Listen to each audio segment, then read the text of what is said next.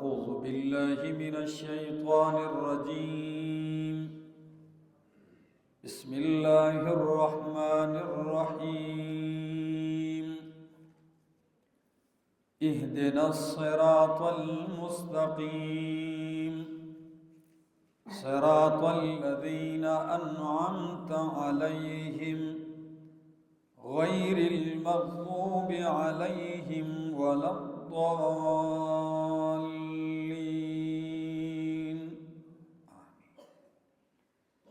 اهدنا الصراط المستقيم. چلا ہمیں صراط مستقیم پر، سیدھے راستے پر. صراط الذین انعمت علیہم، راستہ ان لوگوں کا، انعمت علیہم جن پر تو نے انعام کیا، غیر المغضوب علیہم نہ جن پہ تو نے غضب کیا، ولا الضالین اور نہ جو گمراہ ہوئے. سورۃ الفاتحہ کا چوتھا درس ہمارا آج شروع ہوا. قرآن مقدس کی ایک عظیم سورت ہے جس کو مخ القرآن، پورے قرآن کا مغز کہا گیا ہے، قرآن کا نچوڑ کہا گیا، خلاصہ کہا گیا ہے، لباب القرآن کہا گیا ہے. اور یہ وہ سورت ہے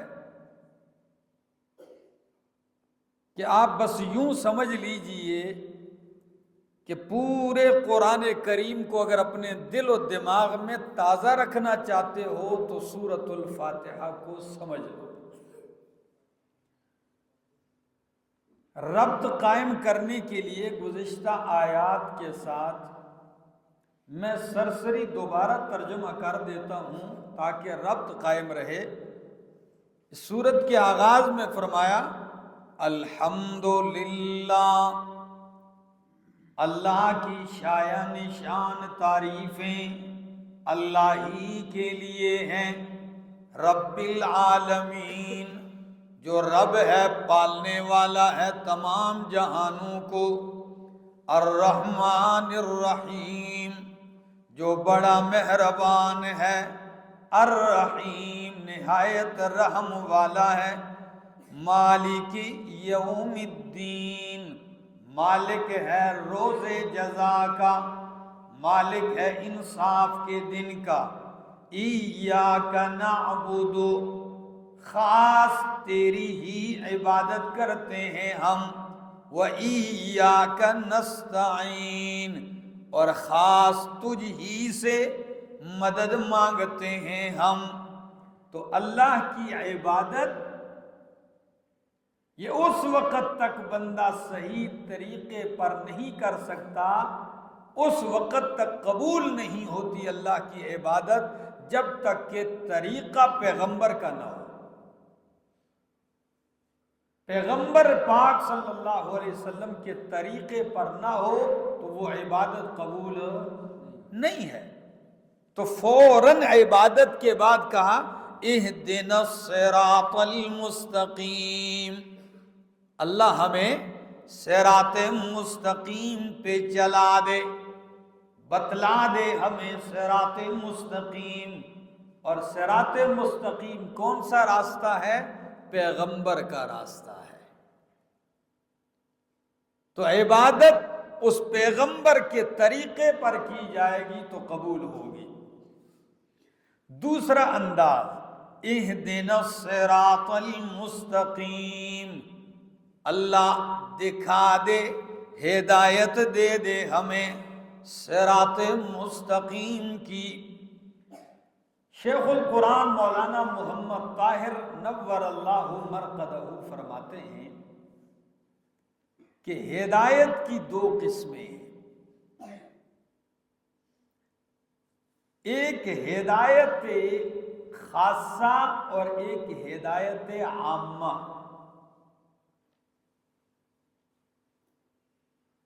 بلکہ وہ تو اتنے پیارے انداز سے سمجھاتے ہیں، وہ فرماتے ہیں ہدایت عامہ، ہدایت خاصہ اور ہدایت خاص الخاص.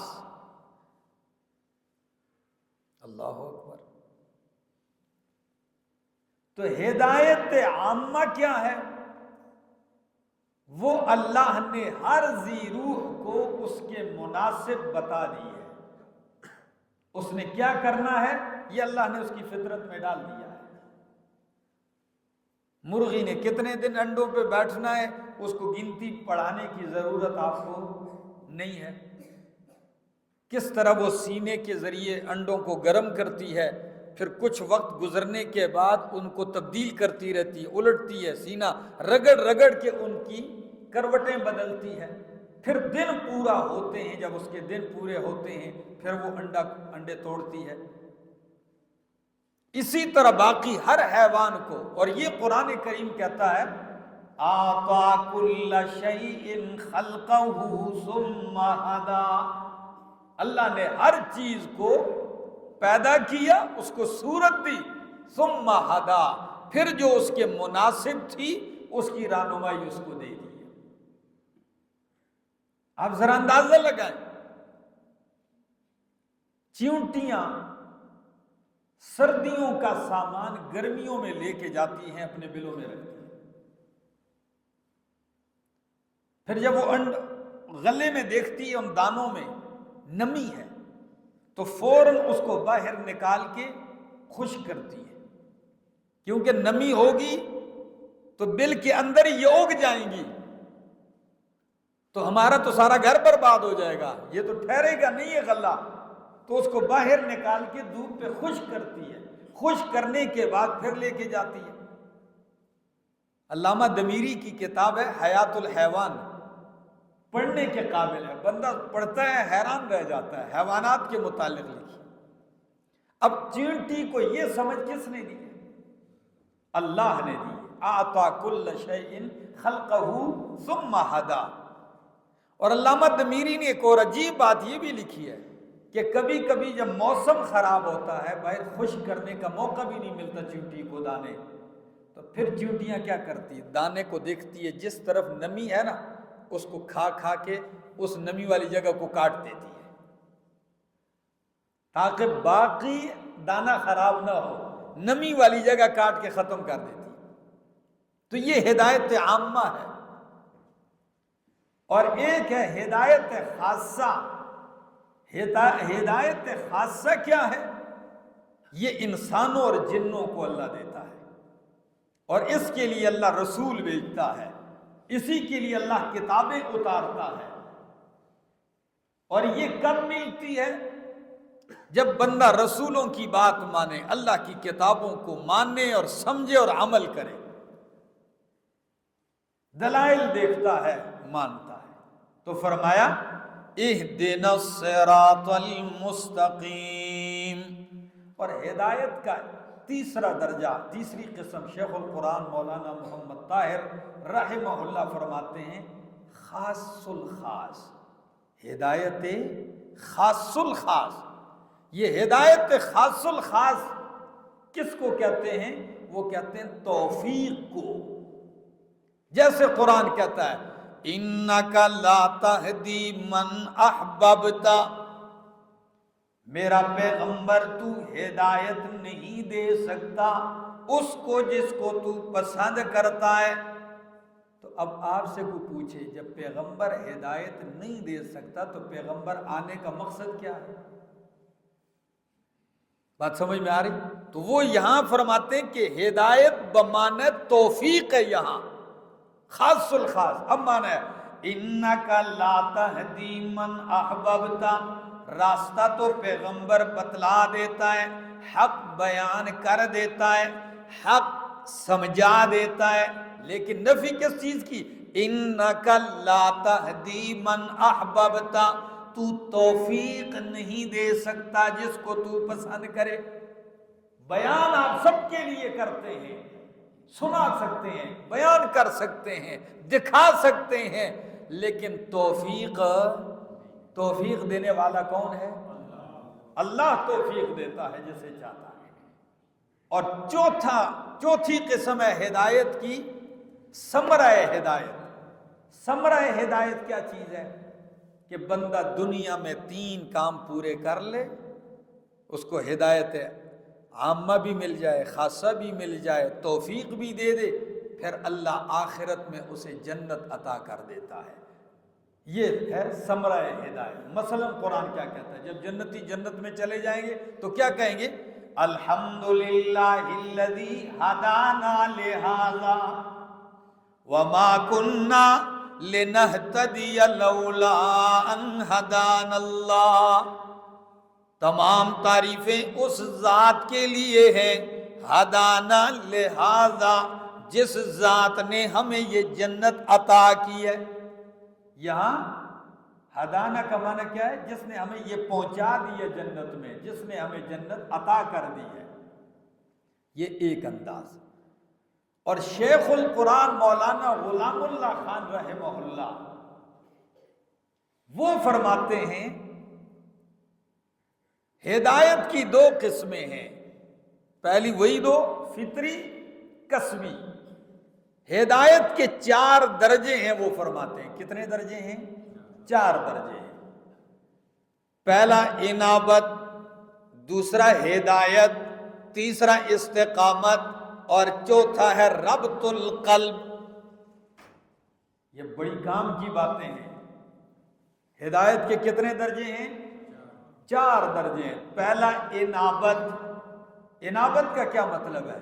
یعنی اللہ ہدایت اس شخص کو دیتا ہے جس میں طلب ہوتی ہے، رجوع، بندہ ہر وقت اس حق کے تلاش میں رہے، حق کا متلاشی رہے کہ اللہ مجھے کب حق ملے گا میں مان لوں گا۔ اور قرآن کیا کہتا ہے؟ وَيَهْدِي إِلَيْهِ مَن يُنِيبُ، اللہ ہدایت دیتا ہے اپنی طرف، مَن يُنِيبُ، اس کو جو رجوع کرتا ہے، انابت کرتا ہے۔ وَيَهْدِي إِلَيْهِ مَنْ أَنَابَ، اور اللہ اپنی طرف ہدایت دیتا ہے من اناب، جو کیا کرتا ہے؟ رجوع کرتا ہے۔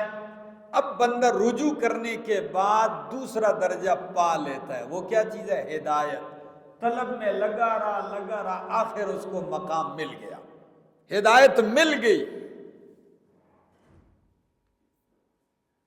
اور تیسرا درجہ ہے ہدایت ملنے کے بعد استقامت۔ آپ میں رجوع تھا، طلب تھی، آپ کو ہدایت مل گئی، ملنے کے بعد آپ اس پہ ڈٹ گئے، کھڑے ہو گئے۔ ان الذین قالوا ربنا اللہ، وہ لوگ جنہوں نے کہا ہمارا رب اللہ ہے، ثم استقاموا، پھر اس پہ ڈٹ گئے، کیا ہو گئے؟ تو استقامت یہ تیسرا درجہ ہے۔ تکلیف آئے، مصیبت آئے، دکھ آئے، پریشانی آئے، غم آئے، ہر چیز آئے، بندہ ادھر ادھر نہ ہو، یہ ہے استقامت۔ اور استقامت میں جب بڑھتا آگے بڑھتا ہے، ترقی کرتا ہے، تو اللہ ہدایت کا 4تھا درجہ عطا کر دیتے ہیں۔ وہ 4تھا درجہ کیا ہے؟ ربط القلب۔ ربط القلب، ربط القلب کا معنی ہے اللہ اس کے دل کے اوپر ایسی گرہ لگا دیتے ہیں۔ یہ ربط الفرس سے ہے۔ عربی میں ربط الفرس کا معنی کیا ہے؟ گھوڑے کو لگام سے، نکیل سے، رسی سے اس طرح باندھ دینا کہ وہ جو مرضی ہو جائے آگے پیچھے جا نہ سکے۔ تو ربط القلب، اللہ اس کے دل پہ ایسی گرہ لگا دیتے ہیں جو مرضی ہو جائے اس کے دل میں گمراہی نہیں آتی تھی۔ یہ 4تھا درجہ ہے۔ یہ کہاں لکھا ہے؟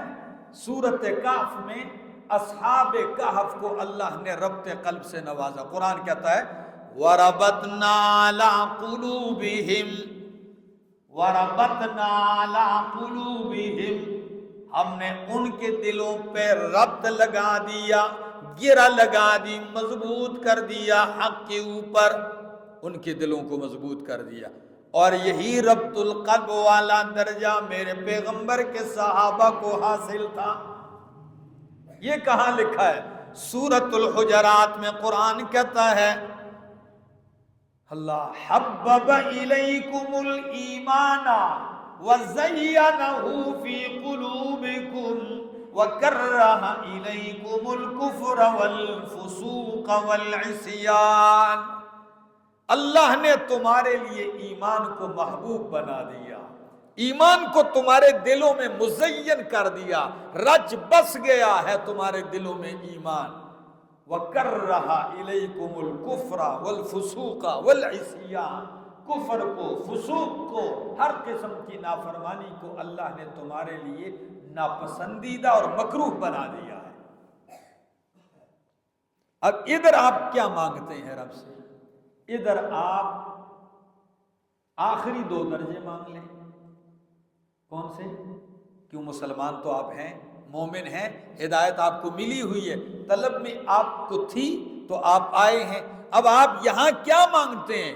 ربط القلب اور استقامت کی دعا کرتے ہیں. اللہ جو صراط مستقیم تو نے ہمیں بتایا ہے، اللہ اب ہمیں اس پہ استقامت عطا کر، اور استقامت کے بعد اللہ ہمارے دلوں کے اوپر ایسی گرہ لگا دے کہ ہم کبھی بھی گمراہ نہ ہوں. تو معنی کیجئے اہدنا الصراط المستقیم، چلا دے ہمیں. کئی لوگ معنی کرتے ہیں دکھا دے، تو پھر خود ہی سوال اٹھاتے ہیں کہ جی 50 سال ہو گئے بابا جی آپ نماز پڑھتے ہیں، اور 50 سال سے آپ یہی کہتے ہیں اہدنا، دکھا دے دکھا دے، ابھی تک آپ کو سیدھا راستہ دکھایا نہیں اللہ نے. تو دکھا دے کا معنی نہیں، کیا معنی کرو گے؟ چلا دے. اللہ دکھایا تو نے ہے، اب توڑ تک ہمیں اس پہ چلا دے. اہدنا الصراط المستقیم، چلا دے ہمیں صراط مستقیم پر. اور یہ معنی امام خازن نے بھی کیا، وہ ایسے کرتے ہیں اہدنا فی الاستقبال کما ہدیتنا فی الحال. اللہ ہمیں مستقبل میں بھی ہدایت پہ اسی طرح باقی رکھ جس طرح تو نے فی الحال رکھا ہوا ہے. امام قرطبی معنی کرتے اہدنا الصراط المستقیم اے ادم ہدایتنا، اللہ ہماری ہدایت کو دوام بخش دے، دائمی رکھ اللہ. اور امام نصفی بھی معنی کرتے ہیں، وہ کہتے ہیں اہدنا الصراط المستقیم اے ثبتنا علی الصراط المستقیم، اللہ ہمیں صراط مستقیم پر ثابت قدمی عطا کر دے. تو معنی سمجھ میں آیا؟ اہدنا الصراط المستقیم، چلا دے ہمیں، مضبوط کر دے ہمیں سیدھے راستے پر. اللہ. عام مفسرین یہاں کہتے ہیں کہ الصراط المستقیم سے کون سا راستہ مراد ہے؟ علامہ محمد حسین نیلوی شاہ صاحب رحمہ اللہ وہ کمال کا معنی کرتے ہیں. وہ کہتے ہیں الصراط میں الف لام عہد ذہنی ہے، عہدی ہے، اور معہود پیچھے ایاک نعبد و ایاک نستعین ہے. تو معنی یہ ہوگا اللہ اہدنا الصراط المستقیم، یہی جو تیری ہی عبادت کرتے ہیں، تجھ ہی سے مدد مانگتے ہیں، اللہ اسی صراط مستقیم پہ ہمیں مضبوط کر دے. کیونکہ اس سے پہلے آپ نے کہا اللہ خاص تیری عبادت کرتے ہیں، خاص تجھ ہی سے مدد مانگتے ہیں. تو خاص اللہ کی عبادت کرنا، خاص اللہ ہی سے مدد مانگنا، یہی تو صراط مستقیم ہے. تو اب آگے کون سا صراط مستقیم آپ مانگ رہے ہیں؟ تو یہاں مانا ہے اللہ اس ایاک نعبد و ایاک نستعین والے سیدھے راستے پہ ہمیں کیا کر دے؟ مضبوط کر دے. تو اہدنا الصراط المستقیم، یہ راستہ کن کا ہے؟ یہاں اللہ نے راستے کے ساتھ مستقیم کی صفت لگائی ہے. معلوم ہوتا ہے کہ راستے ٹیڑھی بھی ہیں، جن میں کجی ہے، اونچ نیچ ہے، دائیں بائیں ہیں. اللہ ہمیں ان راستوں پہ نہ چلا جو بالکل سیدھا ہے. سیدھے راستے میں دو فائدے ہوتے ہیں. کتنے؟ ایک فائدہ یہ ہوتا ہے کہ بندہ منزل تک جلدی پہنچ جاتا ہے، غلط نہیں ہوتا.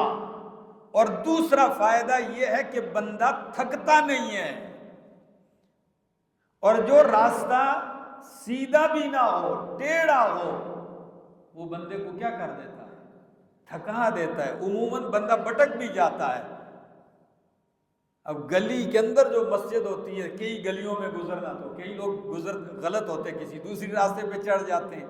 تو جو سیدھا ہو وہ منزل تک پہنچتا بھی آسانی سے، وقت بھی کم لگتا ہے، چلنے والا تھکتا بھی نہیں. فرمایا اہدنا الصراط المستقیم، اللہ ہمیں صراط مستقیم پہ چلائے رکھ، سیدھی راہ پہ چلائے رکھ. اب یہ سیدھی راہ کون سی ہے؟ فرمایا صراط الذین انعمت علیہم، راستہ ان لوگوں کا جن پر تو نے انعام کیا. راستہ ان لوگوں کا جن پر تو نے انعام کیا. غیر المغضوب علیہم ولا الضالین. اب انعام یافتہ کون سے لوگ ہیں؟ جن پر غضب بھی نہیں کیا گیا اور جو گمراہ بھی نہیں ہوئے. صراط الذین انعمت علیہم، راستہ ان لوگوں کا جن پر تو نے انعام کیا. یا اللہ، وہ انعام یافتہ کون ہے؟ دنیا میں ہر بندہ یہی کہتا ہے مجھ پہ کیا ہے؟ رب کا انعام ہے. یہاں انعام سے مراد کون سا انعام ہے؟ وہ انعام ہدایت ہے. کیا ہے؟ جن کو اللہ نے ہدایت اور استقامت والا انعام عطا کیا ہے، جو ہدایت پہ قائم ہیں، جو گمراہ نہیں ہیں، جن پہ غضب نہیں ہوا، وہ والے انعام یافتہ مراد ہیں. اور یہ کون ہے؟ سورۃ النساء آیت نمبر 69 کھولو. سورہ نساء آیت نمبر 1:70، 5واں پارہ ہے سورہ نساء، 5واں پارہ سورہ نساء آیت نمبر 69. قرآن کیا کہتا ہے دیکھیے، وَمَن يُطِعِ اللَّهَ وَالرَّسُولَ، اور جو اطاعت کرے گا اللہ کی، والرسول اور رسول کی، فَأُولَئِكَ مَعَ الَّذِينَ، پس یہی لوگ ہیں ان لوگوں کے ساتھ، انعم اللہ علیہم، جن پر اللہ نے انعام کیا ہے، من النبیین، نبیوں میں سے، والصدیقین، صدیقین میں سے، والشہداء، شہداء میں سے، والصالحین، اور صالحین میں سے، وحسن اولئک رفیقا، اور کتنے ہی اچھے ہیں یہ لوگ رفیقا، رفاقت کے اعتبار سے. اللہ اکبر. کس کا راستہ مانگا؟ بولو، انعام یافتہ لوگوں کا. تو انعام یافتہ طبقے کتنے ہیں؟ 4. زور سے بولو، کتنے ہیں؟ جن پر اللہ نے انعام کیا. وہ کیا؟ فرمایا من النبیین، پہلے نمبر پر نبیین، اللہ ہمیں نبیوں والی راہ پہ چلا. والصدیقین، اللہ ہمیں صدیقین کے راستے پہ چلا.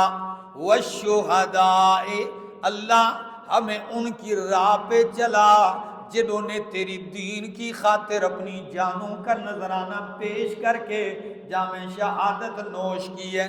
والصالحین، اور اللہ ہمیں صالحین کے راستے پر چلا. تو نبیین کا راستہ کون سا ہے؟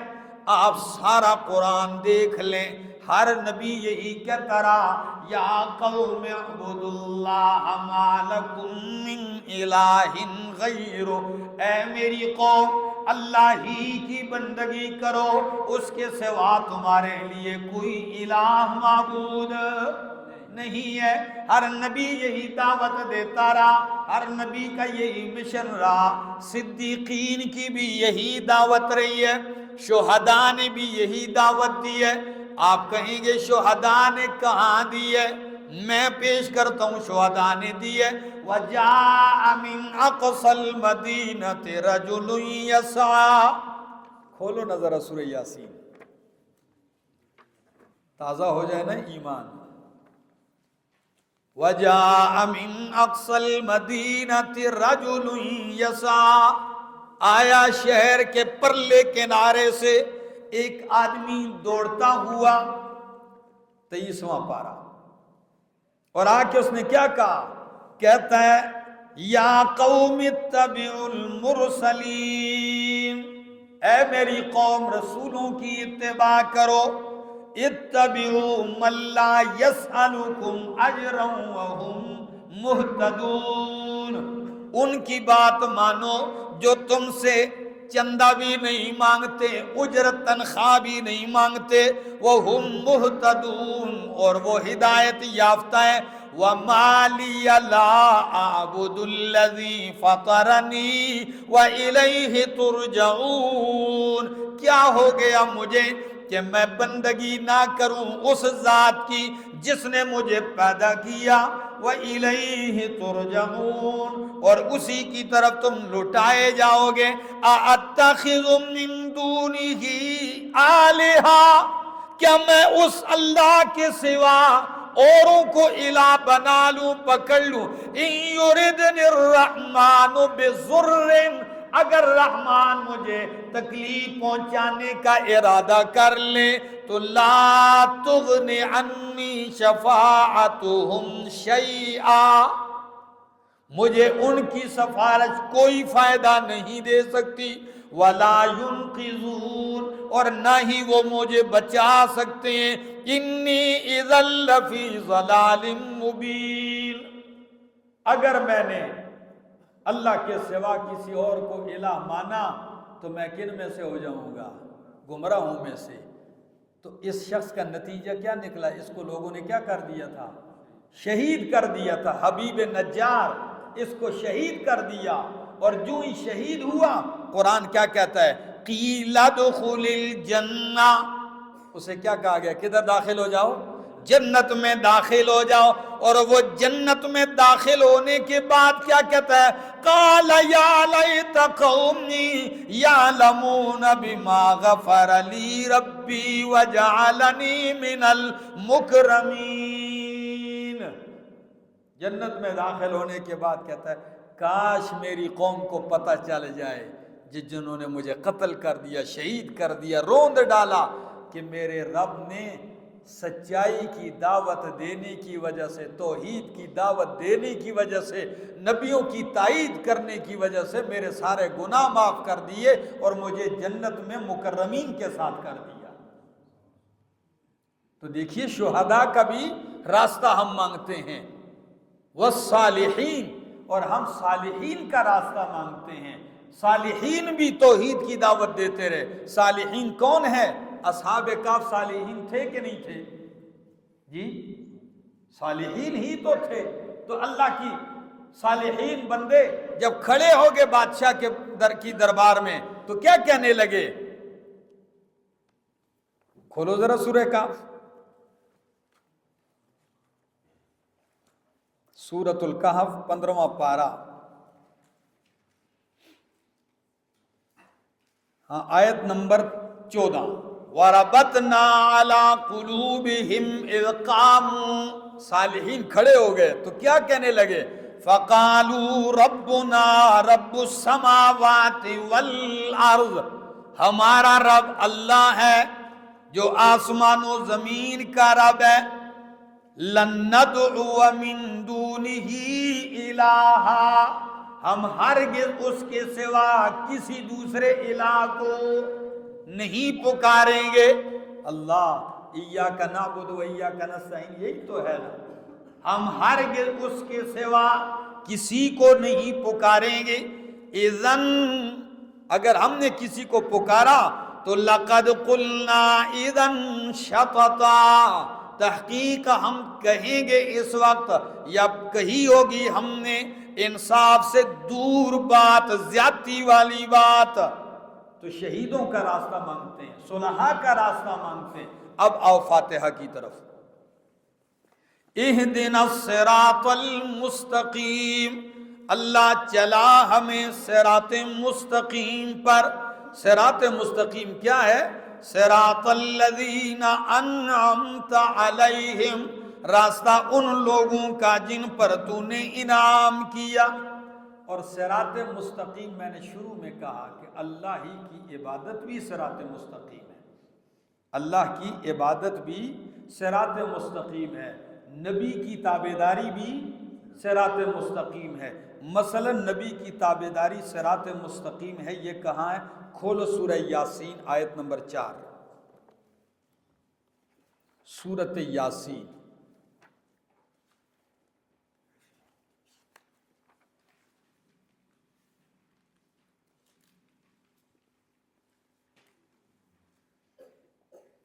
یاسین والقرآن الحکیم انک لمن المرسلین، اللہ گواہ ہے حکمتوں والا قرآن، قسم ہے قرآن حکیم کی، انک لمن المرسلین، بے شک تو البتہ رسولوں میں سے ہے۔ نبی علیہ السلام کو خطاب ہے کہ بے شک تو رسولوں میں سے علی صراط مستقیم، تو کس پر ہے؟ صراط مستقیم پر ہے۔ تو جو پیغمبر کی اتباع کرے گا وہ بھی کس پہ ہوگا؟ صراط مستقیم پر ہوگا۔ تو نبی کا راستہ صراط مستقیم ہے، اور اسی طرح اللہ کی عبادت صراط مستقیم ہے۔ یہی سورۃ یاسین دیکھیے ذرا، یہی سورۃ یاسین، اس میں آیت نمبر 61، سورہ یاسین آیت نمبر 61۔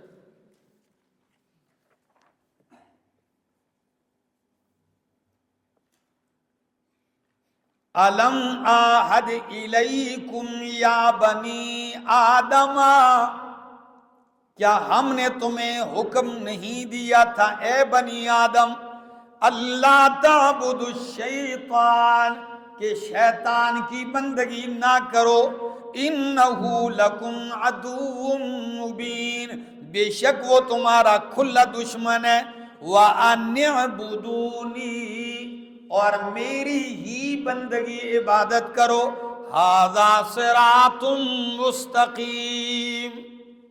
بکے والو، اللہ کیا فرماتے ہیں؟ وَأَنِ اعْبُدُونِی، میری ہی عبادت کرو، ھذا صراط مستقیم، یہ کیا ہے؟ صراط مستقیم ہے۔ تو دیکھو رب ہی کی عبادت کرنے کو قرآن نے کیا کہا؟ اور یہی آپ نے فاتحہ میں کہا ایاک نعبد و ایاک نستعین، تو فوراً کہا اہدنا الصراط المستقیم، کہ اللہ تیری ہی عبادت کریں، تجھ ہی سے مدد مانگے، اسی صراط مستقیم پہ اللہ ہمیں مضبوط کر دے، چلا دے۔ اللہ، اور بھی مصداقات ہیں صراط مستقیم کے۔ صراط مستقیم قرآن ہے، کیا ہے؟ قرآن بھی صراط ہے، یہ بھی لکھا ہوا ہے۔ اسی طرح سورہ انعام آیت نمبر 126، کھولو ذرا سورہ انعام 126، سورۃ الانعام آیت نمبر 126۔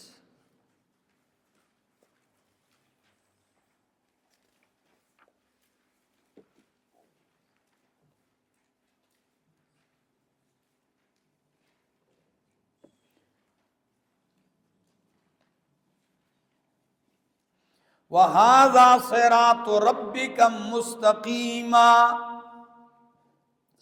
یہ 8واں پارہ ہے سورہ انعام آیت 126۔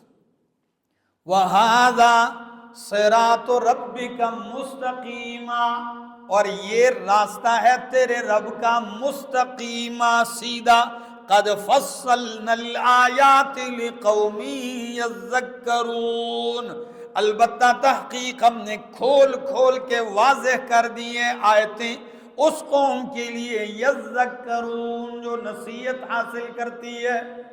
اور اسی صورت کی، یہی صورت انعام 153 آیت کھولو ذرا، 153۔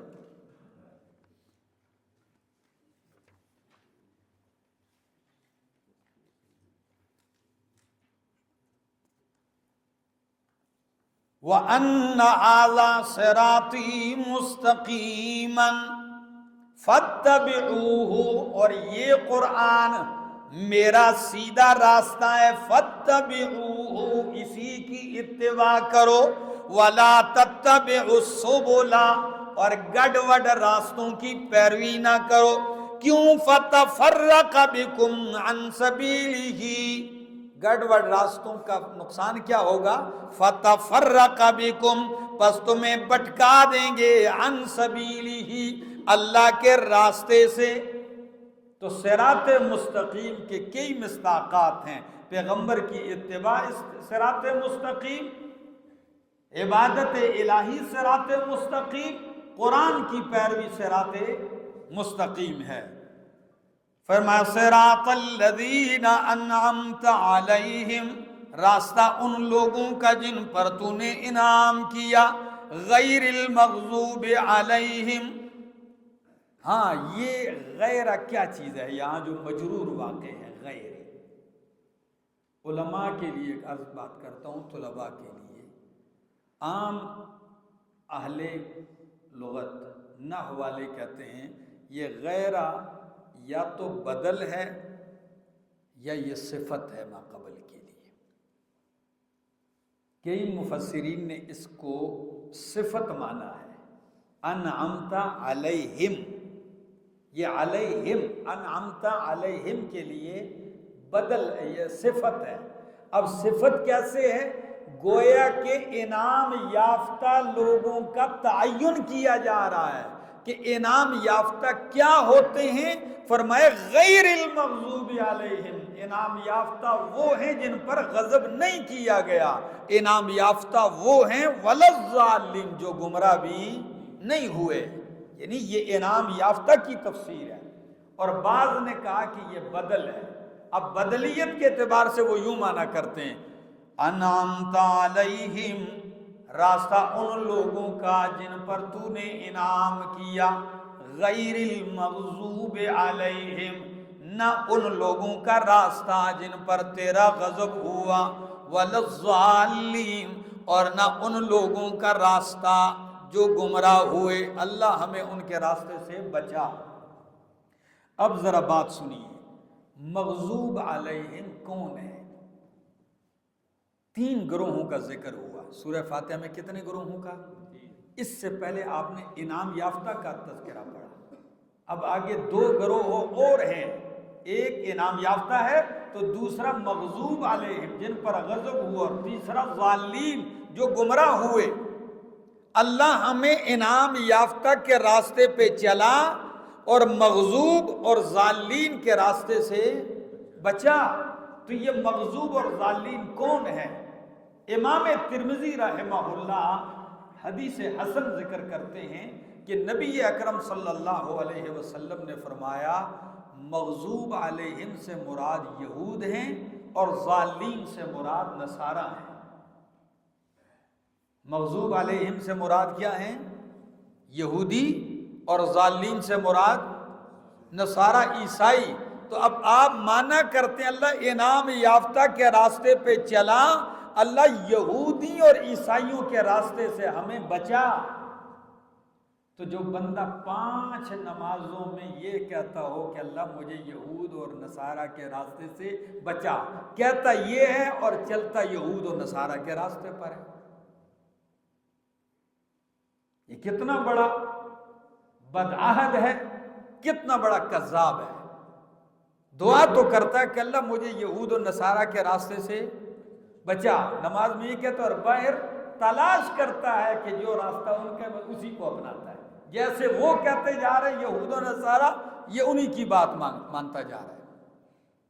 اب آپ کے ذہن میں سوال آئے گا کہ جب مغضوب علیہم سے مراد یہودی ہیں، ضالین سے مراد نصارہ ہیں، تو مفسرین نے تو اس آیت کے اندر اور بھی بہت ساری قومیں ذکر کی ہیں گمراہ۔ صرف یہودی ہیں گمراہ، عیسائی گمراہ ہیں، صرف مغضوب یہودی ہیں؟ تو مفسرین جواب بھی دیتے ہیں کہ اللہ کے پاک پیغمبر صلی اللہ علیہ وسلم نے مغضوب صرف یہودیوں کو نہیں کہا، ضالین صرف نصارہ کو نہیں کہا، یہ اس دور میں بطور مثال پیش کی، ان کو بطور مثال پیش کیا گیا ہے۔ اور چونکہ یہودیوں پر قرآن نے غضب ذکر کیا ہے اور نصارہ پہ قرآن نے ضالین کا اطلاق کیا ہے، اور مراد اس سے ہر مغضوب علیہ، ہر وہ بندہ جس پر اللہ کا غضب ہو، اللہ ہمیں اس کے راستے سے بچا، ہر وہ بندہ جو راہ حق سے گمراہ ہو جائے، اللہ ہمیں اس کے راستے سے بچا۔ اب آپ کہیں گے اللہ کا غضب کن پہ ہوتا ہے، غضب کے اسباب کیا ہیں؟ ذرا کھولیے قرآن سورہ بقرہ آیت نمبر 61، سورۃ البقرہ آیت نمبر 61۔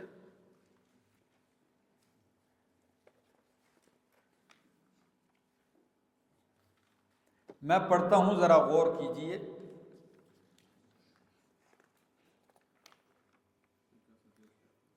جی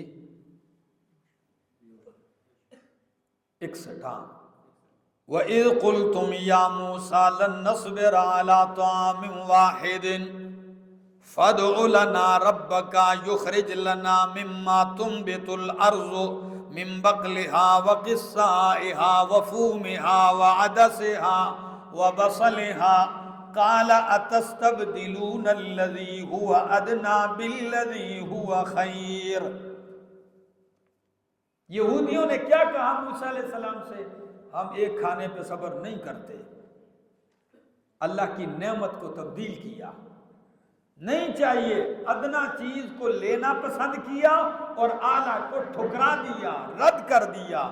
تو ادنا کو لینا، حقیر کو لینا اور اعلیٰ چیز کو رد کرنا، یہ بھی غضب کا سبب ہے۔ آگے لفظ آ رہا ہے، فرمایا اہبطوا مصرا، تو اللہ نے کیا فرمایا؟ اترو شہر میں، فَإِنَّ لَكُمْ مَا سَأَلْتُمْ، تمہارے لیے وہی ہے جو تم نے مانگا ہے، کھکڑیاں، پیاز، ٹماٹر، مسور، گھیو، گندم، تھوم، لہسن، ساری چیزیں تمہیں ملیں گی۔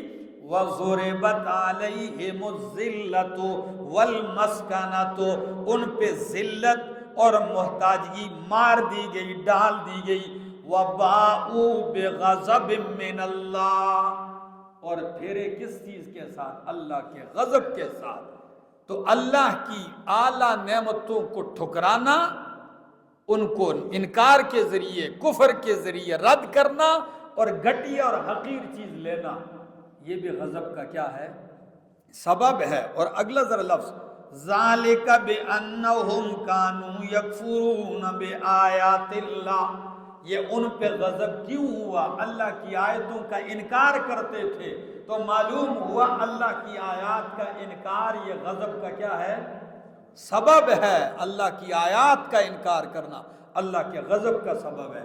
تو اللہ ہمیں ان بدبختوں کے راستے سے بچا جو تیری آیات کا کیا کرتے ہیں؟ انکار کرتے ہیں۔ اچھا، وَيَقْتُلُونَ النَّبِيِّينَ بِغَيْرِ الْحَقِّ، اور نبیوں کو ناحق قتل کرتے تھے۔ تو نبیوں کا قتل بھی کیا ہے؟ غضب کا سبب ہے۔ نبیوں کا قتل بھی غضب کا سبب ہے۔ ذَلِكَ بِمَا عَصَوْا وَكَانُوا يَعْتَدُونَ، اور یہ غضب کس وجہ سے ان پہ ہوا؟ عَصَوْا، کہ انہوں نے نافرمانی کی، وَكَانُوا يَعْتَدُونَ، اور حد سے بڑھ گئے۔ تو نبی کی نافرمانی بھی رب کے غضب کا سبب ہے۔ وَكَانُوا يَعْتَدُونَ، حد شریعت سے تجاوز کرنا بھی غضب کا کیا ہے؟ سبب ہے۔ تو دیکھیے غضب کے اسباب قرآن نے بتائے ہیں۔ اسی طرح یہی سورۃ بقرہ آیت 90 دیکھو ذرا، سورۃ بقرہ آیت نمبر 90۔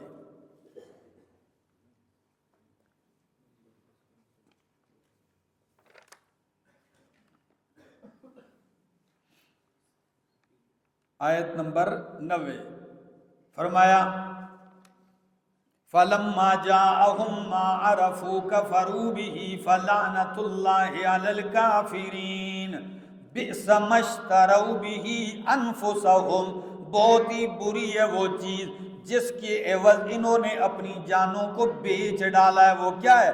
اَن یکفروا، یہ کہ انکار کرو، بما انزل اللہ، اس چیز کا جو اللہ نے نازل کیا ہے، بغین، ضد کی وجہ سے، حسد کی وجہ سے، ان ينزل اللہ من فضلہ، یہ کہ اللہ نازل کرتا ہے اپنے فضل میں سے، علی من یشاء، جس پر چاہتا ہے، من عبادہ، اپنے بندوں میں سے، فباءوا بغضب علی غضب۔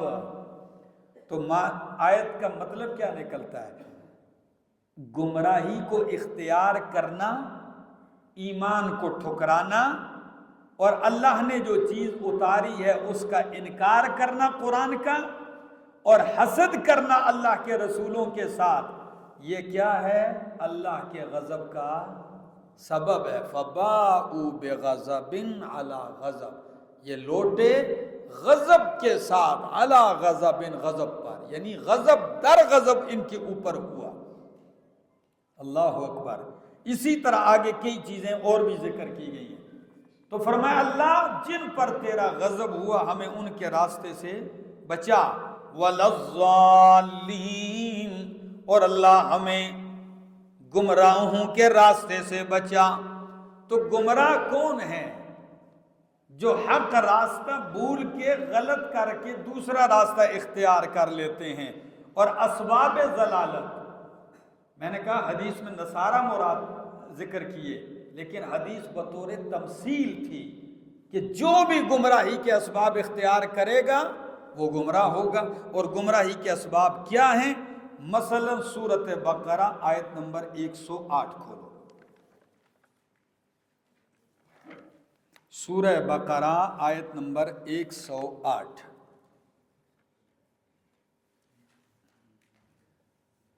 ام تريدون ان تسألوا رسولكم كما سئل موسى من قبل ومن يتبدل الكفر بالإيمان فقد ضل سواء السبيل، کیا تم چاہتے ہو کہ اپنے رسول سے سوال کرو جس طرح کہ موسیٰ علیہ السلام سے سوال کیے گئے، تنگ کرنے کے لیے، اذیت دینے کے لیے۔ وَمَن يَتَبَدَّلِ الْكُفْرَ، جو کوئی اختیار کرے گا، پسند کرے گا کفر کو، بالایمان، ایمان کے مقابلے میں، فَقَدْ ضَلَّ سَوَاءَ السَّبِيلِ، تو تحقیق وہ سیدھے راستے سے گمراہ ہو گیا۔ تو یہاں گمراہی کا سبب کیا بتلایا ہے؟ ایمان کے مقابلے میں کس چیز کو پسند کرنا؟ کفر کو پسند کرنا۔ وَمَن يَتَبَدَّلِ الْكُفْرَ بِالْإِيمَانِ، ایمان کے مقابلے میں کفر کو پسند کرنا، اختیار کرنا، یہ کیا ہے؟ گمراہی کا سبب ہے۔ اسی طرح دوسرا مقام ہے علم پہ عمل نہ کرنا، یہ بھی گمراہی کا سبب ہے۔ اللہ ایک بندے کو علم دے رہا ہے، وہ علم کے خلاف عمل کر رہا ہے تو یہ بھی گمراہ ہو جاتا ہے، یہ گمراہی کا سبب ہے۔ سورۃ نساء آیت 44۔ علم پر عمل نہ کرنا، اس کے خلاف چلنا بھی گمراہی کا سبب ہے۔ سورہ نساء 5واں پارہ آیت نمبر 44۔ أَلَمْ تَرَ إِلَى الَّذِينَ أُوتُوا نَصِيبًا مِنَ الْكِتَابِ، کیا تو نے نہیں دیکھا ان لوگوں کی طرف، اوتو نصیبا من الکتاب، جن کو دیا گیا کتاب کا کچھ حصہ، یشترون الضلالہ، یشترون الضلالۃ، وہ پسند کرتے ہیں گمراہی کو، وَيُرِيدُونَ أَن تَضِلُّوا السَّبِيلَ، اور یہ وہ چاہتے ہیں کہ تم بھی سیدھے راستے سے گمراہ ہو جاؤ۔ اللہ فرماتے میں نے ان کو کتاب دی ہے، کتاب کا حصہ دیا ہے، لیکن اس کتاب کے حصے میں آخری پیغمبر قرآن کا تذکرہ ہے، اور انہوں نے اس علم پر جو میں نے ان کو دیا تھا تورات انجیل میں عمل نہیں کیا۔ عیسائیوں نے، نبی علیہ السلام کی بشارتیں تھی، قرآن کا تذکرہ تھا، اس کا انکار کر دیا، اس کے خلاف چل پڑے۔ اور جب پیغمبر کو جاننے کے باوجود بھی نہیں، ہماری کتابوں میں جس نبی کا ذکر ہے یہ وہ، حالانکہ وہی پیغمبر ہیں جو ان کی کتابوں میں ذکر ہے۔ تو علم پہ عمل، تمہیں تو تورات انجیل دی تھی، اس لیے بھی دی تھی کہ جب آخری پیغمبر آ جائے تو ماننا، اس کا علم تھا تمہیں، پھر آخری پیغمبر اور آخری کتاب آئی لیکن تم نے مانا، تو اپنے اس علم پر بھی تم نے عمل نہیں کیا۔ اسی طرح ہر قسم کا شرک یہ ضلالت کا سبب ہے، گمراہی ہے ہر قسم کا۔ یہ کہاں لکھا ہے؟ سورۃ نساء 116 آیت کھولو، یہی سورت آیت 116، سورہ نساء آیت نمبر 116۔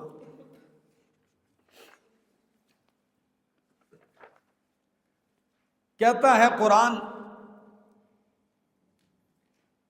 116 نمبر آیت سورہ نساء، ان اللہ لا یغفر ان یشرک بہ ویغفر ما دون ذلک لمن یشاء، بے شک اللہ نہیں معاف کرتا، نہیں بخشتا کہ اس کے ساتھ کسی کو شریک ٹھہرایا جائے، ویغفر ما دون ذلک، اور بخش دے گا جو اس کے سوا ہوگا، لمن یشاء، جس کے لیے چاہے گا، ومن یشرک باللہ، جس نے بھی اللہ کے ساتھ شریک ٹھہرایا، فقد ضل ضلالا بعیدا، تو تحقیق وہ گمراہ ہو گیا، گمراہ ہونا دور کا، گمراہ ہو گیا۔ اور گمراہ بھی کیسا ہوا؟ نزدیک نزدیک نہیں کہ مین سڑک سے بھٹک گیا، پاس ہی پاس ہے، نہیں، پاس نہیں، شرک کرنے کے بعد وہ ہدایت کے راستے سے بہت دور جا گرا ہے، ضل ضلالا بعیدا، وہ گمراہ ہو گیا ہے، ضلالا بعیدا، دور کا گمراہ ہونا۔ تو آیت بتلاتی ہے گمراہی کا سبب شرک ہے، سب سے بڑا سبب یہی ہے۔ اور اسی طرح دنیا میں حق قرآن و سنت کے خلاف کس کی بات ماننا؟ اکثریت کی، دین کے خلاف، کتاب و سنت کے خلاف ان لوگوں کی بات ماننا جن کی کیا ہے دنیا میں؟ بھائی جی ہم تو چلتے ہیں بھائی، جدھر اکثریت ہوگی ہم ادھر ہی چلیں گے۔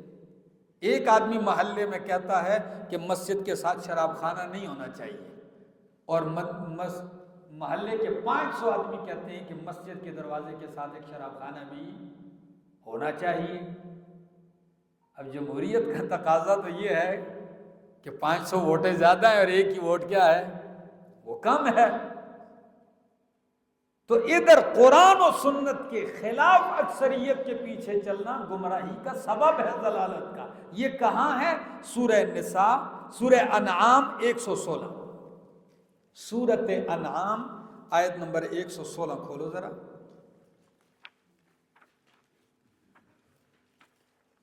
سورۃ انعام آیت نمبر 116،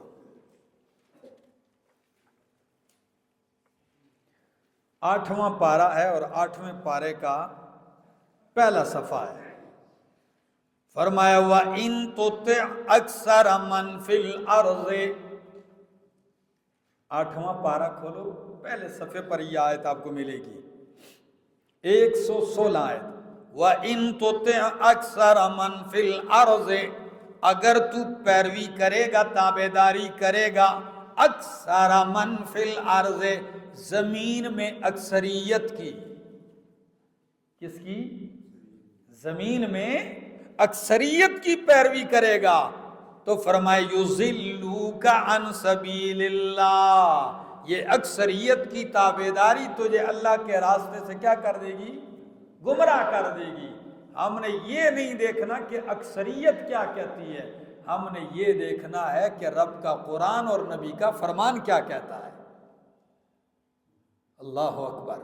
تو فرمایا ان تطع اکثر من فی الارض युज़िल्लुका अन सबीलिल्लाह। तो असबाब ज़लालत भी मैंने आपके सामने जिक्र किए, असबाब गज़ब भी जिक्र किए। अब आप दुआ में क्या कहते हैं? गैरिल मग़ज़ूबि अलैहिम वलज़्ज़ालीन। अल्लाह हमें उनके रास्ते से बचा जिन पर तेरा गज़ब हुआ, वलज़्ज़ालीन, और उनके रास्ते से भी बचा जो गुमराह हुए। तो आमीन कहना भी मुस्तहब है, कहो आमीन। आमीन का माना क्या है? अल्लाह जो मैंने दुआ की है इसे कबूल कर ले। आमीन का माना ये है, इस्तजिब, अल्लाह जो मैंने जारी की है फातिहा में इसको क्या कर ले? कबूल कर ले। और हदीस के अंदर आता है, जब इमाम गैरिल मग़ज़ूबि अलैहिम वलज़्ज़ालीन कहता है तो मुक्तदी क्या कहते हैं? आमीन। फमन वाफ़क़ तामीनुहु तामीन अल मलाइका गुफ़िर लहु मा तक़द्दम मिन ज़म्बिही। जिसकी आमीन फरिश्तों के आमीन के साथ मुवाफ़िक़ हो गई, अल्लाह उसके पिछले गुनाह मुआफ़ कर देगा। कितनी अहम चीज़ है। फरमाया गैरिल मग़ज़ूबि अलैहिम वलज़्ज़ालीन। इमाम बैज़ावी रहमहुल्लाह एक और माना करते हैं, वो बड़ा प्यारा है मग़ज़ूब और ज़ालीन का। वो फरमाते हैं मग़ज़ूब वो हैं जो इल्म के बावजूद गुमराह हो जाए, और ज़ालीन वो है जो जहालत में गुमराह हो जाए। एक जाहिल गुमराह और एक आलिम गुमराह। तो अल्लाह हमें उस आलिम गुमराह के रास्ते से भी बचा जो इल्म के बावजूद गुमराह है, उसके रास्ते से भी बचा, वलज़्ज़ालीन और जाहिल गुमराह के रास्ते से भी बचा। कितने जामे अल्फाज हैं। आमीन। अल्लाह हमारी आरज़ारी कबूल फरमा।